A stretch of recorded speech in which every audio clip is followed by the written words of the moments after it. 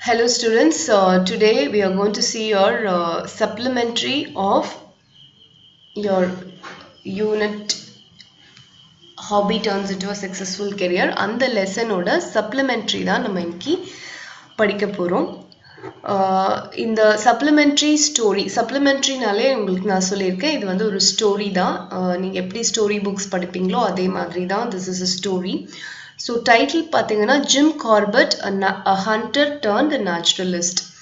அதாவது Jim Corbett அப்படின்ற ஒரு மனிதரை பற்றி தான் வந்து இந்த ஸ்டோரி இருக்கு. அவர் யாருன்னா ஒரு ஹண்டர்னா வேட்டையாடுறவர். But he turned into a naturalist. அவர் வந்து ஆரம்பத்தில் ஹண்டராக இருந்தாலும் பிற்காலத்தில் வந்து ஒரு நேச்சுரலிஸ்ட்னா இயற்கையை விரும்புகிறவராக மாறினார். ஸோ அவரை பற்றின ஒரு ஸ்டோரி தான் நம்ம இன்னைக்கு படிக்க போகிறோம். I will read the paragraph and explain you. Just follow பண்ணிக்கோங்க. Edward James Corbett, popularly known as Jim Corbett, was a British wildlife photographer, hunter, tracker, naturalist, and writer.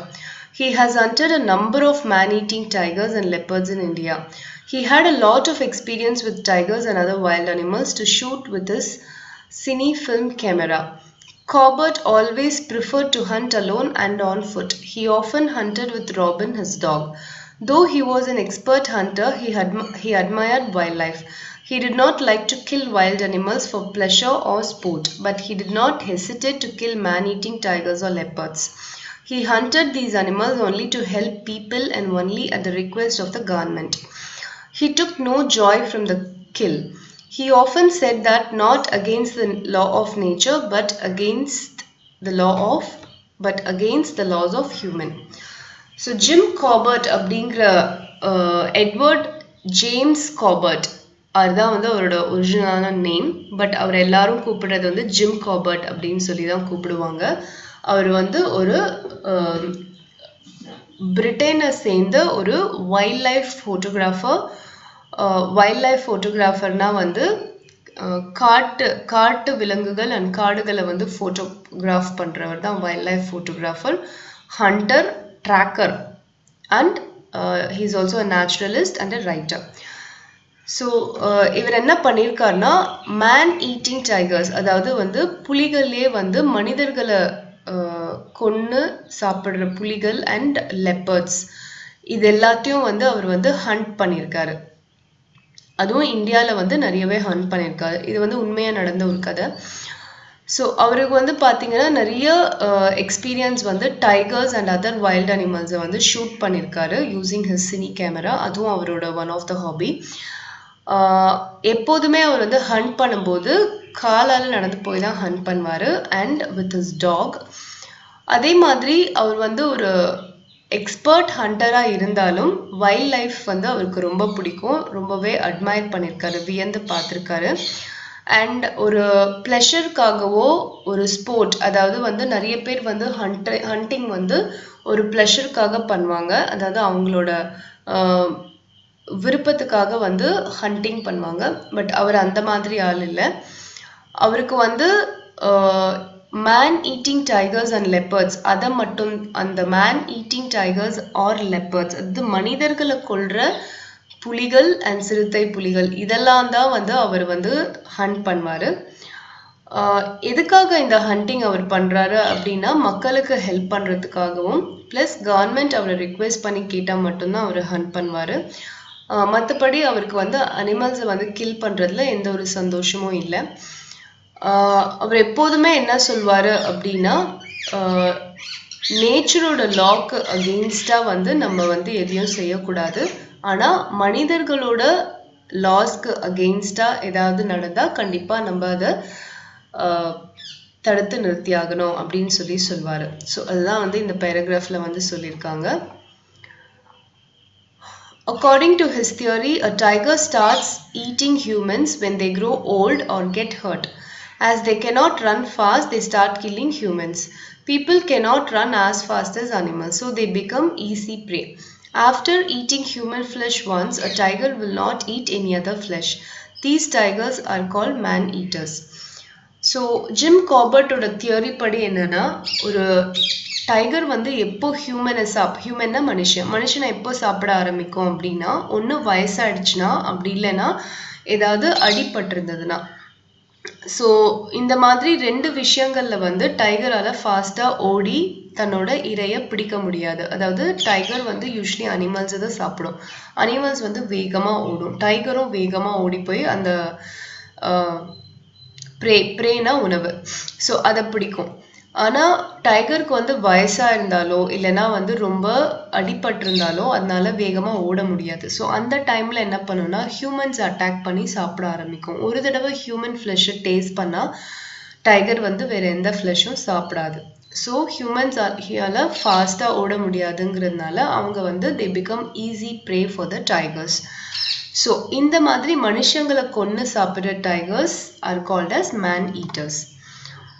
His first man-eating tiger hunt was the Champawat tiger. It was the Bengal tigress responsible for nearly 436 deaths in Nepal and the Kumaon area of India.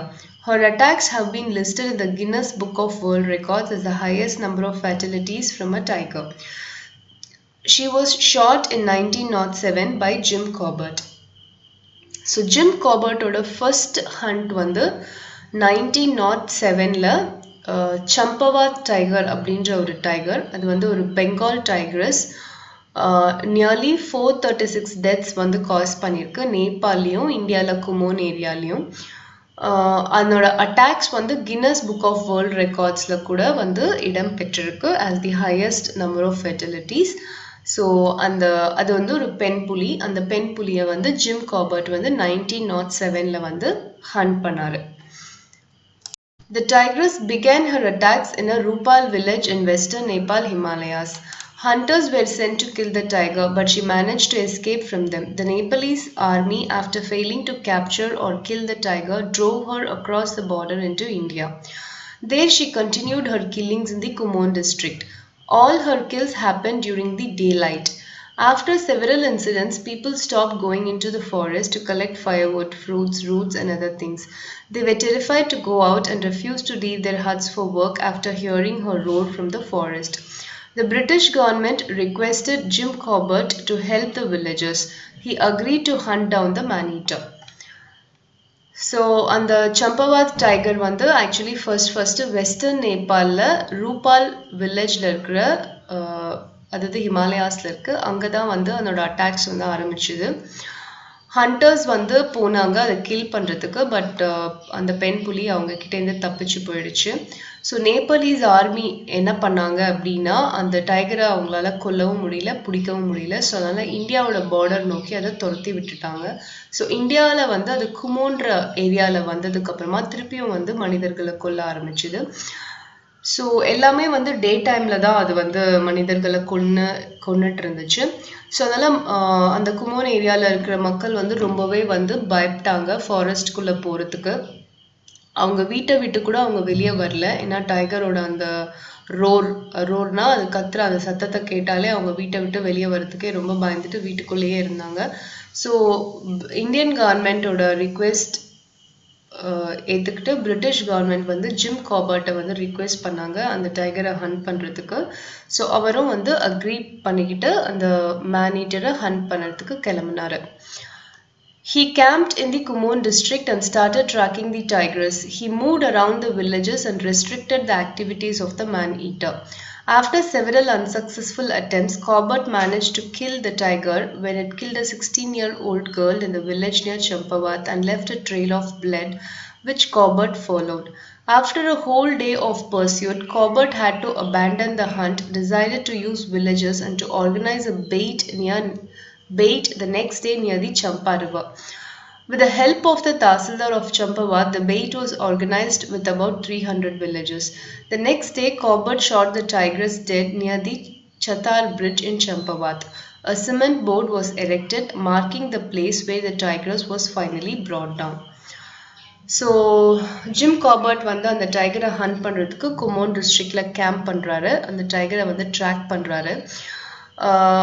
வில்லேஜ்குள்ளே வந்து அவர் வந்து move பண்ணி டைகரோட ஆக்டிவிட்டியை வந்து restrict பண்ணுறாரு.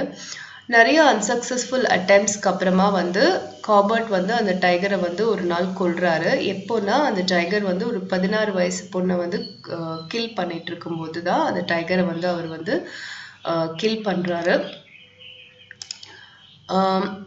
எங்கன்னா near சம்பவாத் village கிட்டக்க. அது வந்து ஒரு 16 வயசு பொண்ணை வந்து கொன்னுட்டு அந்த பிளட் ட்ரெயில்னா அந்த பிளட்டோட பாதை, அந்த பிளட் வந்து அப்படியே ஒழுக விட்டுட்டு அது காட்டுக்குள்ளே போகுது இல்லையா, அதான் அந்த ட்ரெயில். ஸோ அதை ஃபாலோ பண்ணி போயிட்டு அந்த டைகர் இருக்கிற இடத்த வந்து அவர் கண்டுபிடிக்கிறாரு. ஒரு நாள் முழுக்க வந்து அவர் வந்து அந்த டைகரை வந்து ஃபாலோ பண்ணி போறாரு. பட் வந்து அவரால் அன்னைக்கு வந்து ஹண்ட் பண்ண முடியல. ஸோ அதனால அவர் என்ன பண்றாருன்னா, ஒரு அடுத்த நாள் வந்து சம்பா ரிவர் கிட்ட வந்து ஒரு பெயிட் ஒன்று ஆர்கனைஸ் பண்றாரு with the help of the villages. Bait அப்படின்னா வந்து ஒரு பொறி, அதாவது அந்த டைகரை பிடிக்கிறதுக்கான ஒரு பொறியை வந்து இவங்க எல்லாமே சேர்ந்து அரேஞ்ச் பண்றாங்க. ஸோ சத்தார் பிரிட்ஜ் சம்பா ரிவர் கிட்ட வந்து அந்த டைகரை வர வைக்கிறதுக்கு ஒரு பொறி ஏற்பாடு பண்ணும்போது அந்த டைகர் வெளியே வருது. அப்போ அதை வந்து ஷூட் பண்ணி கில் பண்றாரு ஜிம் காபர்ட். அந்த இடத்துல வந்து ஒரு சிமெண்ட் போர்டு வந்து எரெக்ட் பண்றாங்க அந்த டைகர் வந்து ஹண்ட் பண்ண இடத்துல. A postmortem on the tigress showed the upper and lower canine teeth on the right side of her mouth were broken, the upper one in half, the lower one right down to the bone.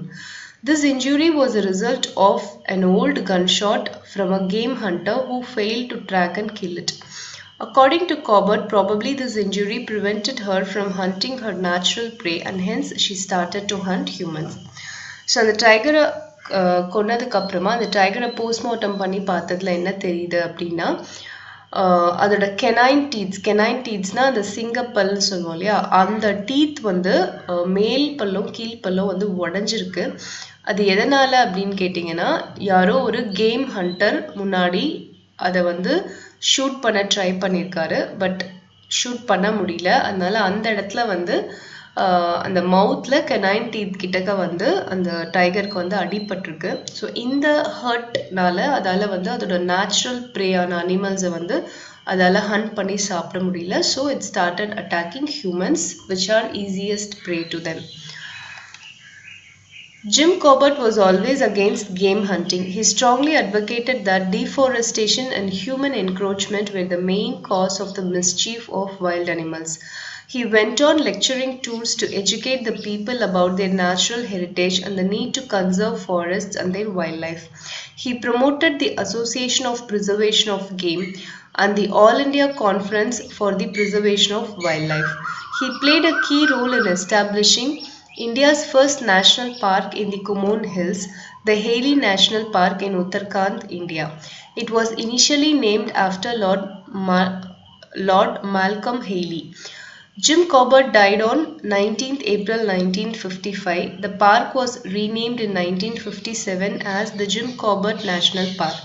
It was named after him to honor his role in establishing this protected area in 1930s.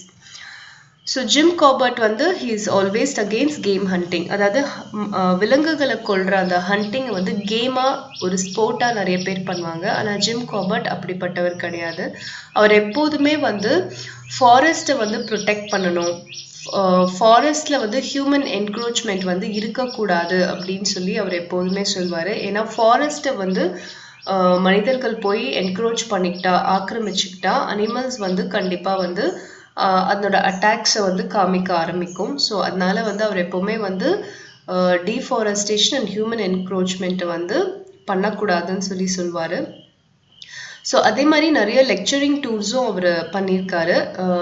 இந்த மாதிரி வந்து forest ஏரியாஸில் இருக்கிற வில்லேஜஸ்க்கெலாம் போய் மக்களை வந்து educate பண்ணுவார். இந்த மாதிரி வந்து நேச்சுரல் ஹெரிட்டேஜ், நம்மளோட இயற்கை வளங்களை, ஃபாரஸ்ட்டை, வைல்ட் லைஃப்பை ப்ரொடெக்ட் பண்ணணும், ப்ரிசர்வ் பண்ணணும் அப்படின்னு சொல்லி சொல்வார். அவர் வந்து association for the preservation of game and all India conference for the preservation of wild life, இந்த 2 அசோசியேஷனை வந்து ப்ரமோட் பண்ணார்.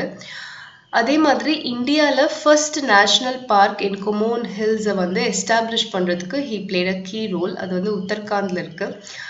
ஃபர்ஸ்ட் வந்து அது அந்த நேஷ்னல் பார்க் வந்து லார்ட் மால்கம் ஹெய்லி அவரோட பேரை தான் வச்சுருந்தாங்க. அப்புறம் ஜிம் கார்பெட் வந்து 1955 இறந்ததுக்கு அப்புறமா 1957 அந்த நேஷனல் பார்க்கை ஜிம் கார்பெட் நேஷனல் பார்க்குன்னு ரீநேம் பண்ணாங்க. இது வந்து எதனாலனா ஜிம் கார்பெட்டை வந்து ஹானர் பண்ணுறதுக்காக, பிகாஸ் அவர் அந்த ஏரியாவை ப்ரொடெக்ட் பண்ணுறதுக்காக நிறைய அவரே அர்ப்பணிச்சிருக்காரு. ஸோ அதனால அவரை ஹானர் பண்ணுறதுக்காக அவரோட பேரை வச்சாங்க. Do you know பாருங்க, Jadav Payeng is better known as the forest man of India. He earned this name by spending 30 years of his life planting trees, creating a real man-made forest of 550 hectares. So Jadhav Payeng அப்படின்றவர் வந்து இந்தியாவோட forest menu அவர் அழைக்கிறாங்க. எதனாலனா அவரோட வாழ்க்கையில 30 வருஷமா அவர் வந்து ட்ரீஸை வந்து பிளான் பண்ணி ஒரு மேன் மேட் ஃபாரஸ்டே வந்து உருவாக்கியிருக்காரு ஃபார் 550 ஹெக்டேர்ஸ். ஸோ ஸ்டூடெண்ட்ஸ், நம்ம ஜிம் கார்பெட் பற்றின ஒரு ஸ்டோரியை படித்தோம். எப்படி அவர் டைகர்ஸ் எல்லாம் ஹண்ட் பண்ணினாரு அப்படின்ற ஸ்டோரி படித்தோம். இப்போ வந்து exercises in that story. glossary you have to complete ஃபுல்லாக படித்து நோட் புக்கில் எழுதணும். நெக்ஸ்ட் வந்து fill in the blanks. you try this. Jim Corbett died on எப்போ அவர் இறந்தாருன்றது எழுதணும். Corbett shot wild animals in his fill பண்ணணும். நீங்கள் ட்ரை பண்ணுங்கள், இது உங்களோட ஓனாக ட்ரை பண்ணுங்கள். இதோட ஆன்சர்ஸ் வந்து வீடியோட எண்டில் கொடுத்துருக்கேன். நெக்ஸ்ட் பி பாருங்கள், read the following passage and answer the questions given below. So இந்த பேராகிராஃப் இருக்கு இல்லையா, இந்த ஒரு 5 lines ஆஃப் பேராகிராஃப், இதை படிச்சுட்டு இந்த 3 questions ஆன்சர் பண்ணணும். Very easy. இது வந்து உங்களோட ரீடிங் ஸ்கில்லை வந்து டெவலப் பண்ணும். பேராகிராஃபை படிச்சுட்டு கொஷின்ஸ் ஆன்சர் பண்ணுறதுன்றது வந்து very very important English skill, one of the reading skills. இது வந்து it not only improves your reading skill but also helps you in getting good marks in your English subject. அதாவது உங்களோட question paperல வந்து ஒரு minimum 5 marks வந்து இந்த reading the passage and answering the questions வரும். So இதை படித்து பார்த்துட்டு நீங்கள் வந்து இந்த கொஷின்ஸை வந்து ஆன்சர் பண்ணுறதுக்கு ட்ரை பண்ணுங்கள். இந்த பேராகிராஃப்லேருந்து தான் கொஷின்ஸ் கேட்டிருக்காங்க. So very easy to answer. So try பண்ணுங்கள். அப்படி கஷ்டமாக இருந்ததுன்னா ஆன்சர்ஸ் வந்து வீடியோட எண்டில் இருக்குது, அதை ரெஃபர் பண்ணிக்கோங்க. நெக்ஸ்ட் இது எல்லாமே வந்து question and answers. This I can send you the answers for these questions I can send you. Next வந்து ஸ்டெப் டு சக்ஸஸ் பாருங்கள், அனலாகி பார்க்க போகிறோம். அனலாகி அப்படிங்கிறது வந்து என்னென்னா, ஒரு 2 வேர்டுக்கும் நடுவில் ஒரு ரிலேஷன் இருக்கும். அந்த ரிலேஷன்ஷிப்பை யூஸ் பண்ணி இன்னொரு வேர்ட் கொடுத்துருப்பாங்க, அதுக்கு எது பெஸ்ட் ஆப்ஷனாக இருக்கும்ன்றதை நம்ம எடுத்து எழுதணும். அதான் வந்து அனலாகி. அனலாகி அப்படின்னா சிமிலர் அப்படின்னு அர்த்தம். ஸோ ரீடிங் நாலேஜ் இந்த ரெண்டுத்துக்கும் சிமிலராக ஒரு ரிலேஷன்ஷிப் இருக்கும். அதை என்னென்னு நம்ம ஃபைண்ட் அவுட் பண்ணிவிட்டு ஒர்க்கோட அந்த சேம் ரிலேஷன்ஷிப் எந்த வேர்ட் கொடுக்குது அப்படின்றத இந்த 4 வேர்ட்லேருந்து நம்ம சூஸ் பண்ணி எழுதணும். அதான் அனலாகி. ஸோ ரீடிங் நாலேஜ் அப்படின்னா அர்த்தம், ரீடிங் கிவ்ஸ் யூ நாலேஜ். நம்ம படிக்கிறதுனால நம்மளோட நாலேஜ் அறிவு வளருது அப்படின்னு அர்த்தம். ஸோ ரீடிங் எதை கொடுக்குது? நாலேஜை கொடுக்குது. ஒர்க் அப்போ எதை கொடுக்கும்? experience. By work you can gain experience. Second one பாருங்க, cricket bat. ஸோ கிரிக்கெட் வந்து நம்ம எதை வச்சு விளையாடுவோம்? பேட் வச்சு விளையாடுவோம். அப்போ ஹாக்கி எதை வச்சு விளையாடுவோம்? ஸ்டிக் வச்சு விளையாடுவோம். ஸோ இதுதான் நீங்கள் ஃபர்ஸ்ட் வேர்ட்ஸோட அனலாகி ரிலேஷன்ஷிப்பை ஐடென்டிஃபை பண்ணிட்டீங்கன்னா செகண்ட் கொடுத்துருக்குற இந்த வேர்டோட ஆன்சர் என்னன்றது ஈஸியாக நீங்கள் ஐடென்டிஃபை பண்ணிடலாம். ஸோ மீதி 3, 4, 5, 6 நீங்கள் வந்து ட்ரை பண்ணுங்கள். ஆன்சர்ஸ் வந்து நான் வீடியோட எண்டில் கொடுத்துருக்கேன். நீங்கள் ஓனாக ட்ரை பண்ணுங்கள். உங்களுக்கு கஷ்டமாக இருந்ததுன்னா ஆன்சர்ஸ் ரெஃபர் பண்ணிக்கோங்க. நெக்ஸ்ட் வந்து கனெக்டிங் டு செல்ஃப். இது வந்து நீங்கள் ஓனாக தான் நீங்கள் பண்ணணும். Try to know whether your hobby maths things easy. அதாவது வந்து இங்கே வந்து ஒரு ஹாபி கொடுத்துருக்காங்க. Think that you want to make it easy like reading, writing, playing, singing, dancing, etc. உங்களுக்கு எது பிடிக்குமோ அந்த ஹாபியை வந்து நீங்கள் இங்கே போட்டுக்கலாம். எனக்கு ரீடிங் பிடிக்கும்ன்றவங்க ரீடிங்னு எழுதிக்கலாம். பிளேயிங் பிடிக்கணும்னா பிளேயிங் எழுதிக்கலாம், ரைட்டிங் பிடிக்குன்றவங்க ரைட்டிங் எழுதிக்கலாம், இல்லை எனக்கு பாட்டு பாட பிடிக்குன்றவங்க சிங்கிங் எழுதிக்கலாம், டான்ஸிங் பிடிக்குன்றவங்க உங்களுக்கு என்ன ஹாபி பிடிக்கும், உங்களோட லீஷர் டைமில் பொழுதுபோக்காக நீங்கள் எதை பண்ணணும்னு நினைக்கிறீங்களோ அதை வந்து நீங்கள் இங்கே எழுதிக்கோங்க. எது வேணா இருக்கலாம். டே 1 7 நாள் நீங்கள் எடுத்துக்கிறீங்க, இன்னிலேருந்து எடுத்துக்கோங்க. Time that you spend in a day. So நீங்கள் அந்த ஹாபிக்காக ஒரு நாளைக்கு எவ்வளோ டைம் நீங்கள் ஸ்பெண்ட் பண்ணுறீங்க, 1 hour, 2 hours, half an hour, 10 minutes, அது நீங்கள் இங்கே ஃபில் பண்ணிகிட்டே வரணும் ஒவ்வொரு நாளும். Your feeling. ஸோ நீங்கள் அந்த ஹாபியை பண்ணும்போது, தினமும் பண்ணும்போது உங்களுக்கு ஹாப்பியாக இருக்கா, இன்ட்ரெஸ்டிங்காக இருக்கா, இல்லை போரிங்காக இருக்கா அப்படின்றத இங்கே ரெக்கார்ட் பண்ணணும். அதுக்கப்புறம் ஸ்டேட்டஸ், ஈஸியாக இருக்கா டிஃபிகல்ட்டாக இருக்கா அப்படின்றத நீங்கள் இங்கே ரெக்கார்ட் பண்ணணும். ஸோ இது வந்து இன்றைக்கே முடிக்கிற எக்ஸசைஸ் கிடையாது, ஒரு 1 week நீங்கள் வந்து எடுத்துக்கணும் இந்த எக்ஸசைஸ் முடிக்கிறதுக்கு. உங்களுக்கு எது பிடிச்சமான ஹாபியோ அந்த ஹாபியை வந்து இங்கே எடுத்துக்கோங்க. அந்த ஹாபியை வந்து இன்னிலேருந்து ஒரு வாரம் நீங்கள் வந்து அதை தினமும் அந்த ஹாபியை பண்ணுங்கள். Don't go into video games and all. Video games அந்த மாதிரி டிஜிட்டலான இது டிவி பார்க்குறது அந்த மாதிரி வந்து யூஸ்ஃபுல்லாக இல்லாத ஒரு ஹாபி எடுக்காதீங்க. யூஸ்ஃபுல்லாக இருக்கிற ஹாபி எடுங்க. லைக் ரீடிங், பிளேயிங்னா மற்ற குழந்தைங்களோட ஃபிசிக்கல் ஆக்டிவிட்டி ப்ளே பண்ணுறது, அதாவது கிரிக்கெட் இல்லை மற்ற கேம்ஸ் விளையாடுறது. No video games and no வாட்சிங் டிவி. இது 2 ஹாபி இங்கே போடாதீங்க. மீதி யூஸ்ஃபுல்லாக இருக்கிற ஹாபி எதுவானாலும் இங்கே போட்டுக்கலாம். சிங்கிங், டான்ஸிங், எது வேணா இருக்கலாம். குக்கிங், நிறைய பேருக்கு குக்கிங் கூட பிடிக்கும், அது கூட நீங்கள் போடலாம். ஸோ ஒவ்வொரு நாள் நீங்கள் அந்த ஹாபி பண்ணுறதுக்கு எவ்வளோ நேரம் ஒதுக்குறீங்க அப்படின்றத இங்கே எழுதணும். அதை நீங்கள் பண்ணும்போது உங்களுக்கு எப்படி ஃபீல் ஆகுறீங்கன்றதை எழுதணும். ஜென்யூனாக எழுதுங்க, உங்களுக்கு என்ன தோணுதோ அதை மட்டும் எழுதுங்க. அதை பண்ணுறது உங்களுக்கு ஈஸியாக இருக்கா இல்லை கஷ்டமாக இருக்கான்றதை இங்கே ரெக்கார்ட் பண்ணும். 7 daysக்கு அப்புறம் முடிச்சுட்டு நெக்ஸ்ட் டியூஸ்டே நீங்கள் எனக்கு இதை அனுப்புனா போதும். So just do it and try to see which hobby of yours makes you happy. Okay, so with this we are completing this lesson. Hobby அப்படின்ற இந்த லெசனில் இருக்கிற prose, poem, supplementary, vocabulary and English skills எல்லாமே வந்து முடிச்சாச்சு. Letter writing மற்றும் informal letter எப்படி எழுதுறது அப்படின்றது நான் வந்து செப்பரேட் வீடியோவாக உங்களுக்கு கொடுத்துருக்கேன், அதுவும் நான் உங்களுக்கு இன்றைக்கி அனுப்பி வைக்கிறேன். ஸோ தேங்க்யூ ஃபார் வாட்சிங் திஸ் வீடியோ அண்ட் திருப்பி படித்து பாருங்கள். இந்த சப்ளிமெண்ட்ரி ஸ்டோரி வந்து திருப்பி ஒரு தடவை நீங்கள் ரீட் பண்ணி பாருங்கள், உங்களுக்கு கதை புரியுதான்னு பாருங்கள். அதுதான் வந்து உங்களோட ரீடிங் ஸ்கில்லை வந்து என்ஹான்ஸ் பண்ணும். So thank you students.